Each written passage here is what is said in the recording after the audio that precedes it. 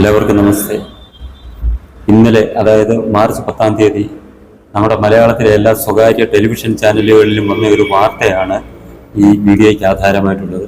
അതായത് നമ്മുടെ പരുന്തുംപാറയിൽ സജിത് ജോസഫ് എന്ന ഒരു സ്വകാര്യ വ്യക്തി റവന്യൂ ഭൂമി കയ്യേറി സ്ഥാപിച്ച അനധികൃത കുരിശ്, അതൊരു പടുകൂറ്റൻ കുരിശ് റവന്യൂ വകുപ്പ് പൊളിച്ചു നീക്കിയതിനെ കുറിച്ചുള്ള വാർത്തയാണ് ഇന്നലെ സ്വകാര്യ ചാനലുകളിലെല്ലാം വന്നിരുന്നത്. ഏറ്റവും രസകരമായിട്ട് എനിക്ക് തോന്നിയത് ഈ ജനം ടി വി റിപ്പോർട്ടർ, 24 ഉൾപ്പെടെ എല്ലാ മലയാള ചാനലുകളിലും വന്നതാണ്, ഏഷ്യാനെറ്റ് ഉൾപ്പെടെ. പക്ഷെ എനിക്ക് ഏറ്റവും ഇതിനകത്തിലൊരു രസകരമായിട്ട് തോന്നിയത് ജനം ടി വിക്ക് അതിൽ വന്ന വാർത്ത. ജനം ടി വിയും ഇമ്പാക്റ്റ്. ജനം ടി വി രാവിലെ വാർത്ത കൊടുത്തു, ഇന്നപോലെ കുരിശ് പിന്നെ റവന്യൂ സ്ഥലം കയ്യേറി കൂറ്റൻ കെട്ടിടങ്ങൾ പണിഞ്ഞ് അതിനെ സംരക്ഷിക്കാൻ വേണ്ടി കൂറ്റൻ കുരിശ് പണിഞ്ഞു വെച്ചിരിക്കുന്നു എന്നും പറഞ്ഞു. സ്റ്റോപ്പ് മെമ്മോ നൽകിയിട്ടും പണി നടത്തിയെന്നും പറഞ്ഞു. അത് കഴിഞ്ഞ് ഉച്ച കഴിഞ്ഞപ്പോൾ അവരുടെ അടുത്തത് ജനം ന്യൂസ് ഇമ്പാക്റ്റ് അവരുടെ വാർത്ത കണ്ടുകൊണ്ട് അത് പൊളിച്ചു കളഞ്ഞെന്ന് പറഞ്ഞു. അപ്പോൾ അടുത്ത ചാനലിൽ നോക്കിയപ്പോൾ അതിനകത്തിലും ഇത് ചാനലുകളിലെല്ലാം അവർ ഇമ്പാക്റ്റ് എന്നും പറഞ്ഞ് കൊടുക്കുന്നുണ്ട്. നാണമില്ല ഈ ചാനലുകൾക്ക് ഇങ്ങനെ എട്ടുകാലി മമ്മൂഞ്ഞിന്റെ സ്വഭാവം കാണിക്കാൻ, എട്ടുകാലി മമ്മൂഞ്ഞുകളാകാൻ. കാരണം ഇത് പറയാൻ കാരണം, ഇന്നലെയാണ് ഈ ചാനലുകളിൽ, അതായത് മാർച്ച് 10-നാണ് ഈ ചാനലുകളിലെ ഈ വാർത്ത കൊടുത്തത്. മാർച്ച് 8-ാം തീയതി മറുനാടൻ മലയാളിയിൽ ഷാജൻ സ്കറിയ ഇതിന്റെ വിശദമായിട്ട് വാർത്ത ചെയ്തതാണ്. ഈ സജിത് ജോസഫ് എന്ന് പറയുന്ന ആ തട്ടിപ്പുകാരൻ ഇതുവരെ നടത്തിയിട്ടുള്ള തട്ടിപ്പുകളെ കുറിച്ച് ഉൾപ്പെടെ മുൻപോട്ടേ പുള്ളി വാർത്ത ചെയ്യുന്നതാണ് ഇങ്ങനെ തട്ടിപ്പിനെ കുറിച്ച്. 8-ാം തീയതി ഷാജൻ സ്കറിയ ചെയ്ത വാർത്തയുടെ ഇമ്പാക്റ്റ് ആണ് ഇന്നലെ ഈ റവന്യൂ വകുപ്പുകാർ ഇത് പൊളിച്ചു കളയാൻ കാരണം. അല്ലാതെ ഇന്നലെ രാവിലെ അങ്ങോട്ട് ചെയ്തു ഉടനെ അങ്ങോട്ട് റവന്യൂ വകുപ്പുകാർ പൊളിച്ചു കളയുമോ? ഇത് തന്നെയല്ല, 8-ാം തീയതി ഷാജൻ സ്കറിയ വാർത്ത ചെയ്തത് കൊണ്ട് മാത്രമാണ് മറ്റ് ചാനലുകൾ അത് വാർത്തയാക്കാൻ കാരണം.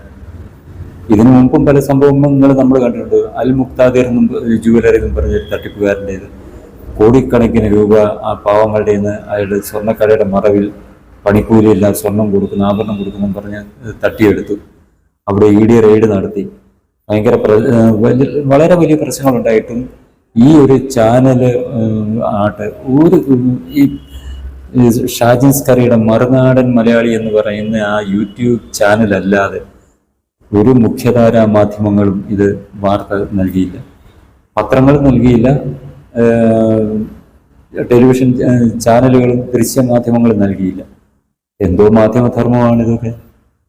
തട്ടിപ്പുകാരൻ എന്തുകൊണ്ട് അവർക്ക് കൊടുക്കാനെന്ന് പറഞ്ഞാൽ, തട്ടിപ്പുകാരനായ അൽ മുക്താദിർ ലക്ഷങ്ങളുടെ പരസ്യമാണ് ഇവർക്കെല്ലാം കൊടുത്തുകൊണ്ടിരുന്നത്.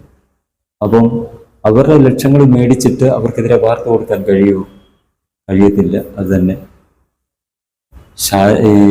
ഇപ്പൊ പറയുന്നത് സജിത് ജോസഫിന്റെ കയ്യിൽ നിന്ന് പണം മേടിച്ചിട്ടുണ്ടോ ഇല്ലയോ എന്നുള്ളത് എനിക്കറിയത്തില്ല. അങ്ങേരുടെ പരസ്യം ഞാൻ അങ്ങനെ കണ്ടിട്ടില്ല. പക്ഷേ ഇതിനു മുമ്പും, മാസങ്ങൾക്ക് മുമ്പും, ഒരു മാസത്തിന് മുമ്പ് ഉൾപ്പെടെ ഈ മറുനാടൻ മലയാളി ഇങ്ങേരെ തട്ടിപ്പുകളെ കുറിച്ച് ഇങ്ങനെ ചരിത്രം തന്നെ പറയുന്നുണ്ടായിരുന്നു.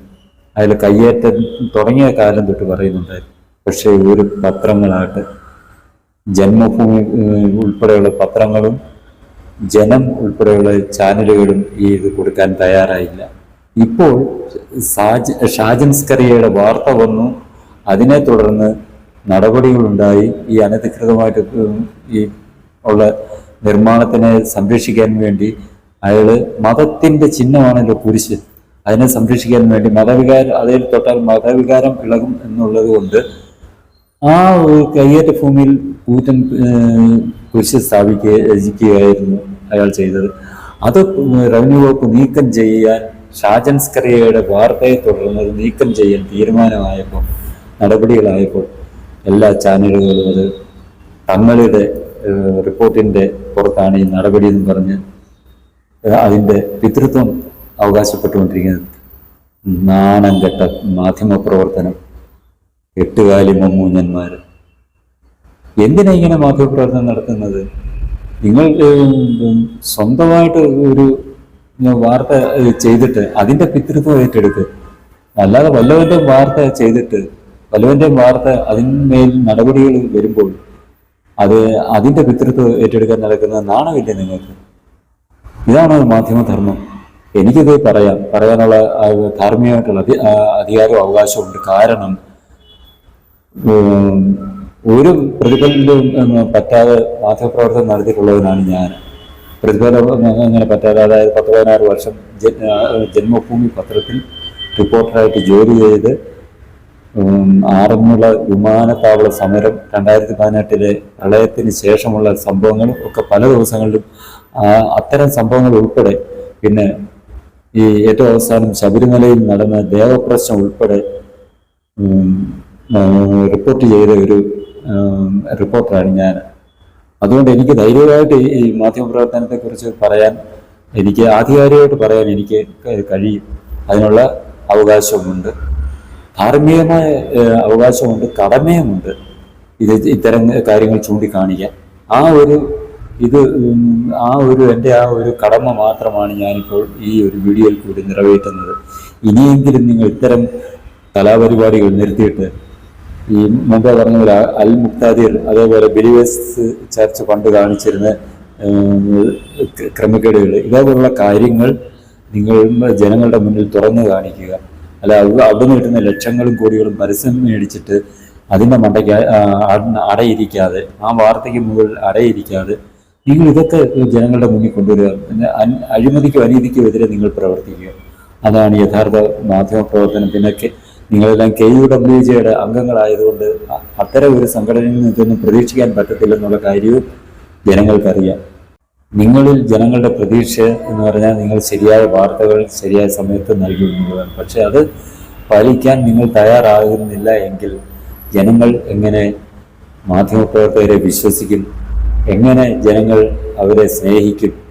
എങ്ങനെ അവർ മാധ്യമപ്രവർത്തകന് കിട്ടേണ്ട ആദരവ് നിങ്ങൾക്ക് തരും? അതിനാൽ നിങ്ങൾ ഇനിയെങ്കിലും മാറി ചിന്തിക്കുക, പ്രവർത്തിക്കുക. ഈ ചാനൽ നിങ്ങൾക്കിഷ്ടമായെങ്കിൽ സബ്സ്ക്രൈബ് ചെയ്യുക. ഒപ്പം തന്നെ ലൈക്ക് ചെയ്ത് ഷെയർ ചെയ്ത് ബെൽ ബട്ടണും അമർത്തുക.